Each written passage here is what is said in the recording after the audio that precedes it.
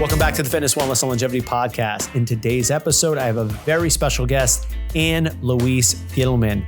Anne-Louise Gittleman is one of the world's most foremost experts in functional and integrative medicine. She holds a master's in nutrition education from Columbia University, has a title of Certificate of Nutrition Specialist from the American College of Nutrition, and a PhD in holistic nutrition.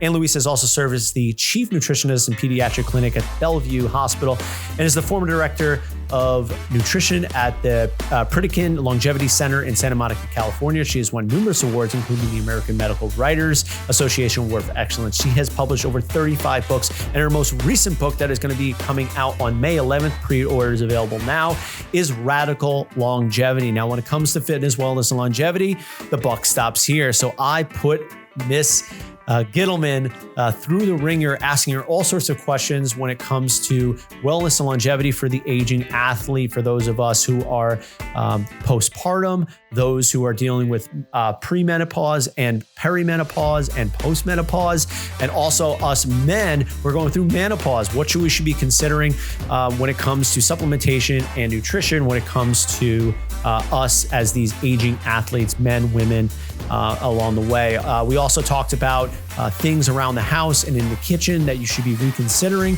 testing that you should be doing to keep optimal in terms of your health, and so much more. Everybody, if you like this podcast, make sure you subscribe, rate, review, share it with your friends, and enjoy this episode with my special guest, Anne-Louise Gittleman. Anne-Louise Gittleman, it's so nice to finally speak with you. Where are we speaking from today? Sean, I'm speaking to you from Coeur d'Alene, Idaho, and I hope you can come and visit. Oh my gosh, sometime. One of my most sought after places to go. I know that there's an Ironman that they take place there every year, and it's supposedly one of the most scenic places you can imagine. Am I correct in saying that? Yes, it is. It's the Switzerland of the Northwest. Oh, my goodness. And obviously this time of the year, it's probably getting really, really nice, I imagine. It is on and off. Yes, it is. it's kind of the in like a lion, out like a lamb kind of thing, huh? Exactly. Awesome. So I know that you are, obviously, you have tons going on right now, Anne-Louise, and I really, really do appreciate your time coming on the podcast today. Just so that you understand that this is a fitness, wellness, and longevity podcast, and longevity is the theme of your brand new book that you're going to be releasing on May 11th. Pre-orders are available now, but can you just give me a quick elevator pitch in terms of what radical longevity means to you?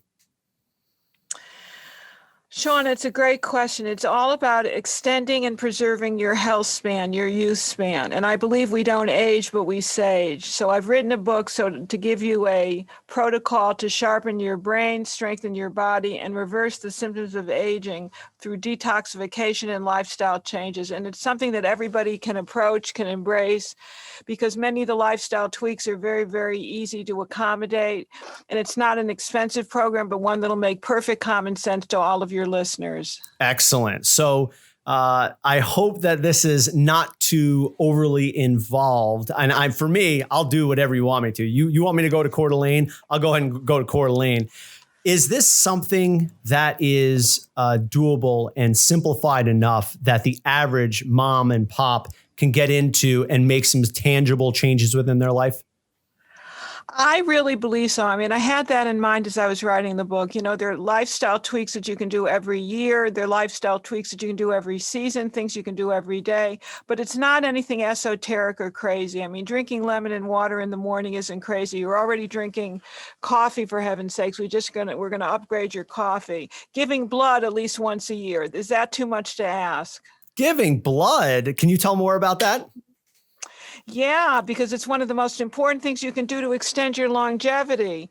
What it does is it reduces stockpiled iron in the system, which we're finding is a real ticking time bomb with every disease known to man, including all the autoimmune issues and some of the diseases of aging. So if we can reduce your body load of iron, you can extend your longevity and preserve your health span. And that's nothing with nothing. I mean, you're actually helping the people that you're donating your blood to. So that's one of the top secrets of longevity. It'll preserve your heart, your brain and your liver, believe it or not. That sounds unbelievable. Now, let's talk a little bit more about that word longevity, because, I think a lot of people, especially those who are listening to this podcast here, are probably somewhere in their 40s or 50s, and they're saying, well, I'm just going to try to hold on to this as long as I can. Is that the idea of longevity that you have in your mind?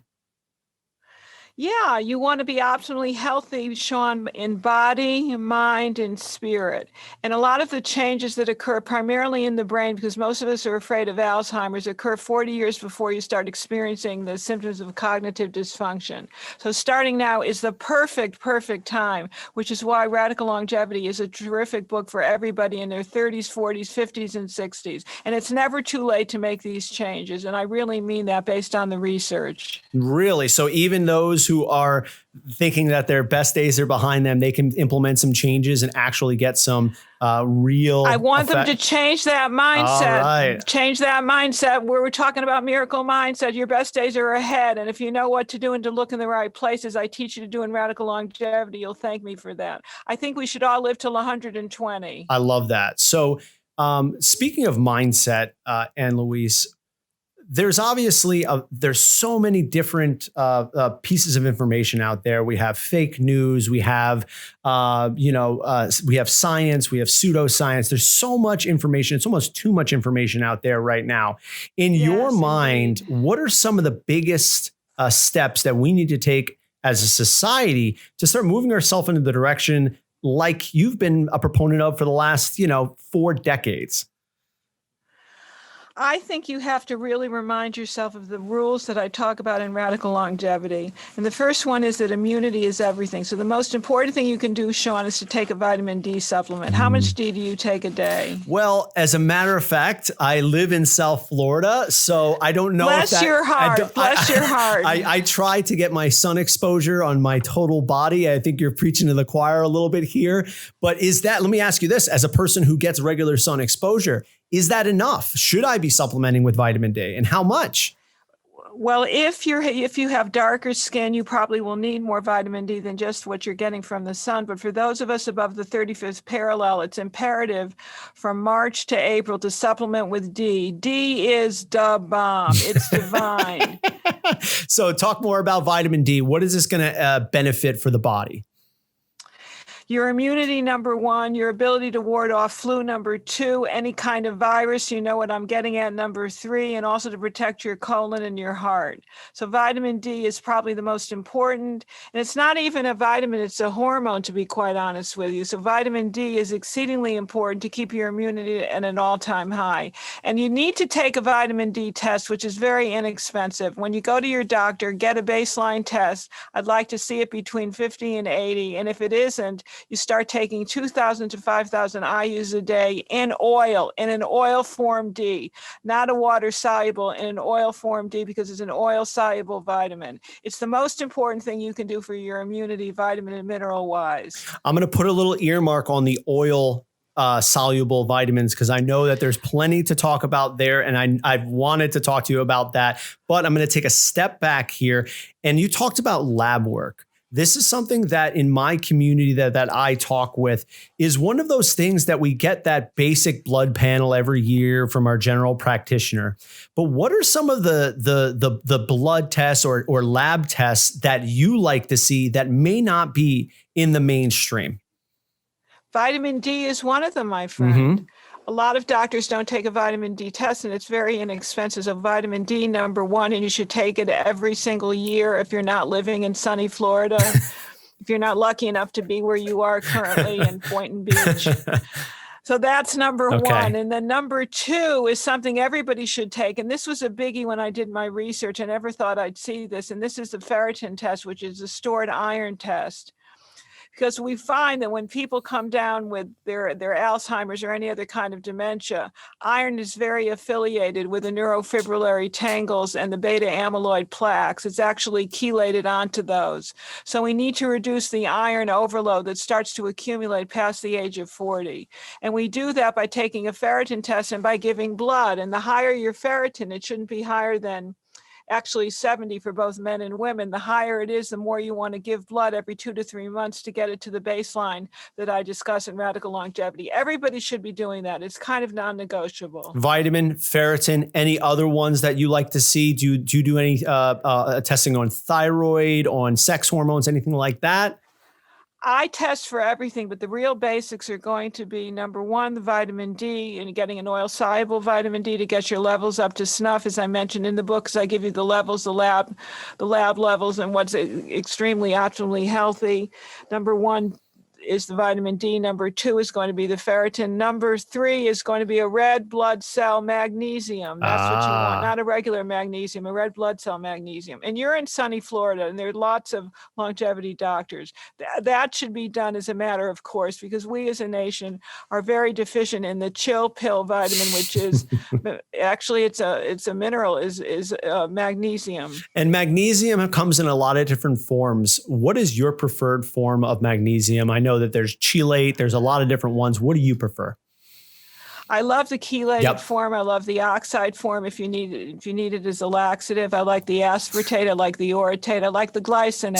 So as a broad spectrum, you would do one of those. Get a combination. Get a combo. Sean, if you can find a pill, and of course I have one in the book, because I supply you with what I think you need to do on a daily basis. But I also tell people that to get your reserves up, you need to take 5 milligrams of magnesium per pound of body weight. So my question to you, my friend, is how much do you weigh? I weigh 172 pounds. You do the math. No, you're going to do the math. My IT expert, 170 times 5. He needs about 800. You need to be really honest with you, you need about 800 milligrams a day to get your reserves up. 850. The research says that up to 1,000 will get your blood pressure down. Wow. So those dealing with blood pressure issues, and dealing with the stress. We're coming out of a pandemic, whether you're in an open state or not. It's a stressful time. Very stressful. Everybody needs magnesium. You need it for your bones. You need it for your hormones. You need it for your heart.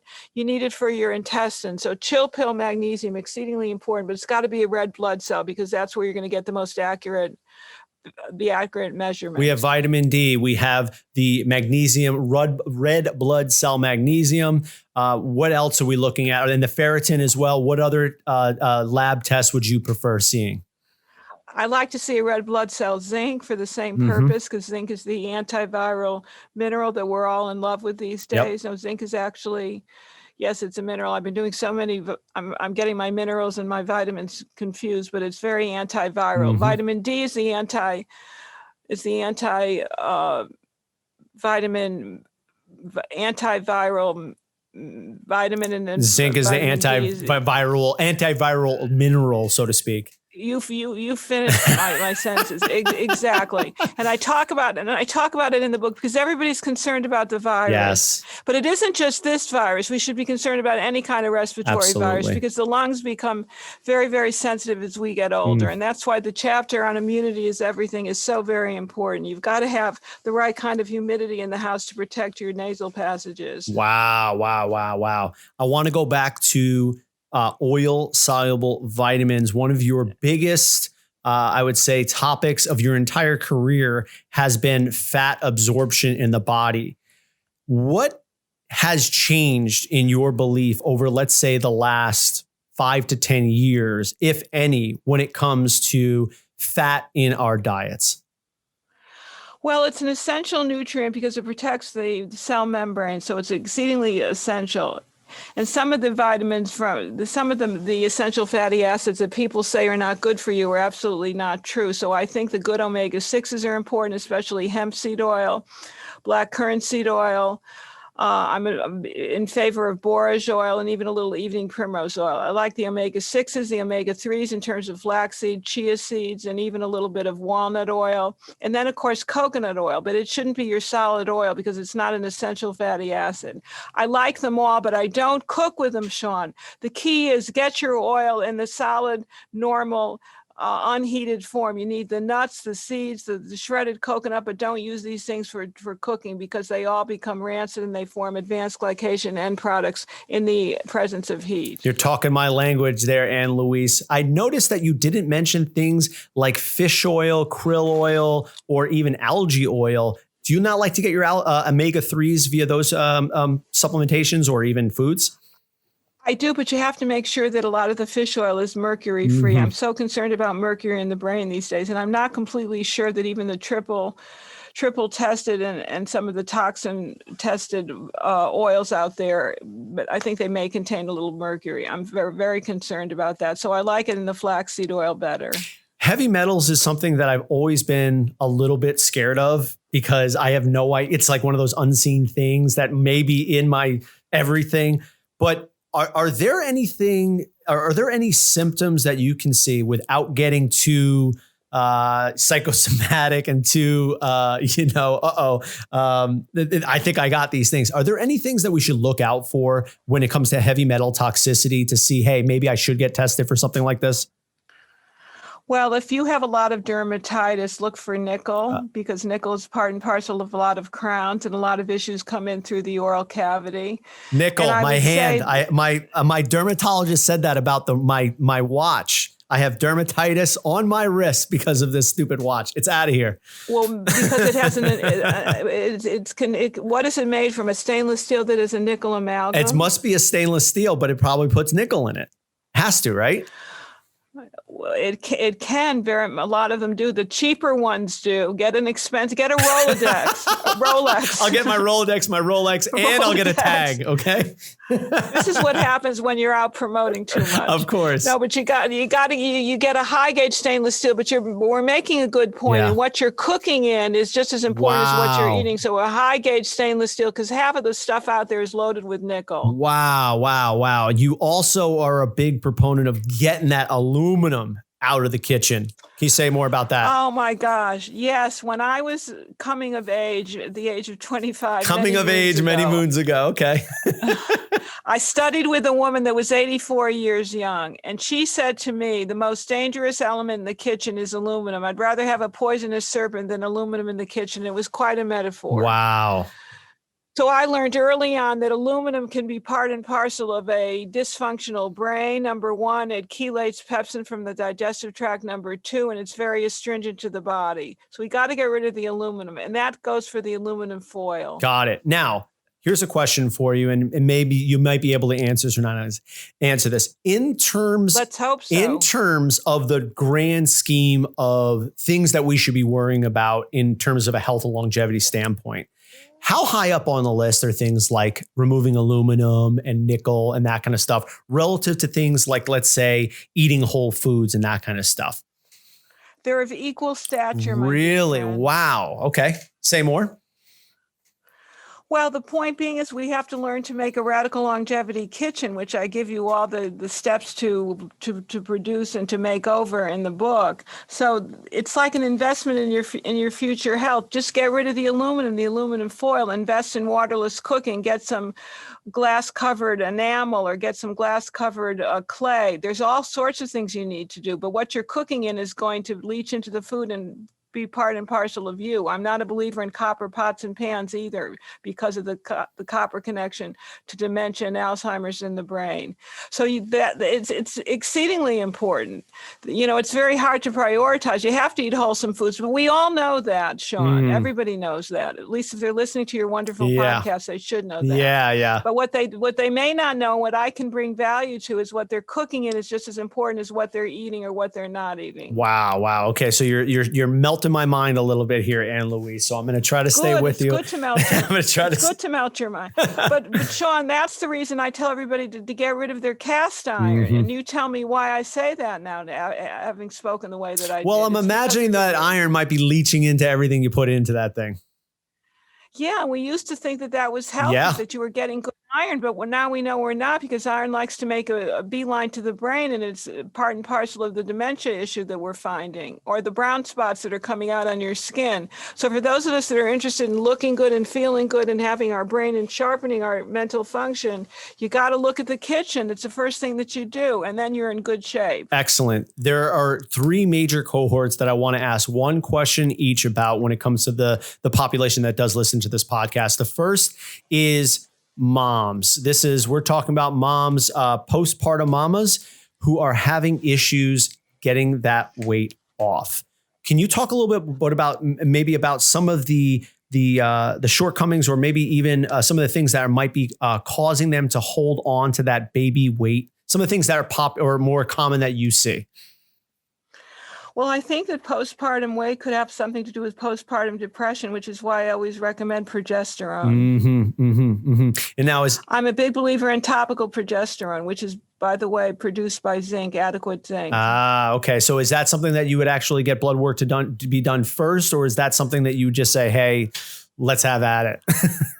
I think I'd say let's have at it, because it's so helpful for the brain and so helpful for the belly fat, to get rid of the belly fat, and so helpful for your hormones and your well-being. So a little bit of topical progesterone on day 12 to 25 of the monthly cycle. Got it. Okay. So timing it with the menstrual cycle is something that you would definitely do. Yes, and if they're those of us that are not menstruating, I would time it to the day of the calendar month. Got it. Okay. So that was the one cohort there. Cohort number two, we're talking about men in their late 40s to 50s, the menopause gentlemen here. Okay. Because I know we have a whole cohort on the opposite sex, but the aging man, what are some of the things that they can do to hold on to their libido, their muscle mass? What are some of the biggest things that you see that are commonly done where you're shaking your head, you're going, I can't believe this is happening? I think it's important to have adequate protein, number one, to hold on to the muscle mass, because we don't want to be at risk for sarcopenia, which is the loss of muscle mass strength and function. And that's where having 100 grams, Sean, of protein a day is very important. And if you're not going to eat 100 grams of protein, get these some amino acids, the building blocks of protein. And I love the supplement Perfect Amino for that purpose. Love that. Any supplementation that you would recommend for the aging gentleman? Yeah, they need some testosterone. They need a boost. And I love Tribulus. 250 milligrams of Tribulus, probably 3 times a day, keeps the libido at bay. Now, is this a topical or is that ingested? It's an ingestible. It's the one that I find works the best. I have lots of clients that are concerned about libido, loss of muscle mass. I mean, they're aging, women and men, and the Tribulus is a great one for both men and women. Got it. Now, when it comes to oral steroids like that, do you have any concern with gut or liver or anything like that? Oral steroids, yes, I do. So we have to avoid them at all costs. Okay, so is there a contraindication then in terms of that testosterone that you were recommending? No, because it's a natural herbal supplement. Okay. So this is to boost testosterone. Not a steroid. Got it. That's what I was wondering. Okay. It's an ancient herb that's been used from time immemorial. Oh wow. Okay. And and it works like a charm. In terms of boosting the testosterone, would you have any contraindications to things like maybe it being elevating DHT levels or even boosting estrogen levels? This particular herb does not boost estrogen levels. And if you're concerned, you just take a sulforaphane tablet. Okay, and that blocks estrogen? Mm-hmm. Got it. An activated sulforaphane from CS Health. I will say there, Miss Ann Louise, that there is no getting past you on any of this stuff. You are well versed in everything. I appreciate that. Well, it's because I'm 70 and I've seen it all, been there, done that. I work with men and women. We all have the same concerns. I mean, there's no mystery there. And I'm just, I'm an East Coast girl born and bred. Yep. I'm going to put an earmark on that 70 years old because I'm going to come back to that. There's the last cohort that I'm working with here, and that's the perimenopausal and postmenopausal or menopausal ladies. Those ladies who are looking to stave off some of the major symptoms of premenopause and menopause, what can the ladies do to have the most vibrant years of their life ahead of them? So we probably need a natural estrogen supplement in that regard, and that's where I use a red clover, which you can get at the health food store. I like that. It seems to be the one that has the least side effects. That's number one. And the progesterone cream comes into play here as well for peri and post and during menopause. And this is a kicker. You've got to get your thyroid checked because we're seeing a lot of hypothyroid start to rear its ugly head. Okay. So that was going back to the testing that I recommended before, you were recommending before, getting your thyroid checked on a regular basis. Is there particular testing that you like for thyroid function? Well, it's not the testing, it's who's reading the testing. And that's why you have to get the book, because I tell you what the optimal healthy levels are, because not the levels of a sick population, but what's ultimately and optimally healthy. And then we have to do a little iodine testing. Now, there's one test that I really like that covers all of this. It's called the oligoscan. And if your listeners can get to a functional medicine doctor wherever they live that offers the oligoscan, they'll get their thyroid levels tested, their minerals and their heavy metals tested within 5 minutes. Holy moly. I might sign up for this before the end of this conversation. Well, it's unbelievable. Luckily, we have a couple of docs in the state of Washington, which is right across the state line. And I had it done myself, and I'm still harboring mercury from the 9 mercury fillings I had removed 30 years ago. Oh my gosh. Okay. All right. Let's settle into this last portion here there, Anne Louise. Then you mentioned 70 years old. This is 70 years young. Okay. I apologize. All right. So this is something more about you. And obviously you're going to probably hear tons of different podcasts and interviews and that kind of stuff asking, what do I do about this? I have this mole here. I want to know a little bit more about you in the sense that you've been at this game, like I said, for over probably 4 decades now. And it's very, very inspiring to hear, especially when we look at, society in general, that, it's almost seen as men, as they age gracefully and they become this high wisdom state. What is your mindset as you are now 70 years young when it comes to being a contribution not only to society, but also to the health and wellness field? It's this miracle mindset that I try to achieve on a daily basis. And that is that the best years are ahead. I don't consider I consider these really the golden years. And that would probably be number one. And I believe my DNA is not my destiny. My biology is not my biography. I believe I can overcome anything if I work hard enough at it and get to the underlying root cause. So I get up every morning being grateful. I feel gratitude is very important, that the attitude is exceedingly important in terms of what I'm grateful for. And I guess more than anything, I view aging as a privilege that's denied to far too many of us. I love that. Now, my last question for you here, Anne Louise, and again, I appreciate your time here. Let's rewind. You're now a graduate of Columbia University, and you have an opportunity, who you are now, to give yourself, who's, wet behind the ears, a piece of advice. What advice would you give to that 20-something who just graduated school? What a good question. I would tell myself not to take myself so seriously. I'm a work in progress. I was always a perfectionist, and I've learned to let go of that and to stop and smell the roses. And is that something that you try to implement on a daily basis now? Yes. I don't take myself as seriously as I did back then. And I believe you don't have to be serious. You don't have to be terribly serious to be effective. So what has been your biggest strength when it comes to having this unbelievable career thus far? What has been that biggest strength for you? I would say being very focused and very committed and learning that life is tough, but I'm tougher. And where do you think that comes from there, Anne Louise? Something from my East Coast Yankee DNA. Yeah. Yeah, there's something about those harsh winters up in the Northeast, huh? They harden us a little bit. Seriously, I'm very East Coast, the kind of type A personality, and your greatest strength, before the age of 40 becomes a little bit of a weakness as you get a little older. So I've learned to temper that. Really? Okay. So as you've gotten wiser, you've realized that might of yours all of a sudden starts to be a detriment a little bit.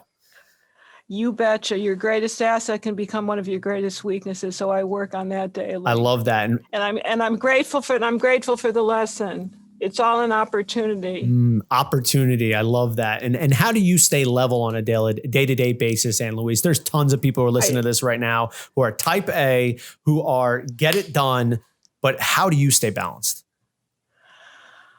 I eat 3 meals a day, number one. Food is very important to me. Having the right kind of fats, exceedingly important. I take a ton of magnesium, that 5 milligrams per pound of body weight. And I take daily relaxing baths. I'm a big believer in bathing away my stress. I take Epsom salt baths, salt and soda baths, and vinegar baths. And all that is in the book. Oh, man. Okay. So you're treating yourself like a queen. Yes, the detox queen, the fat flush queen. Yes, the detox queen, the fat flushed queen. You've said it all here, Ann Louise. Is there anything you'd like to leave this audience with before we go?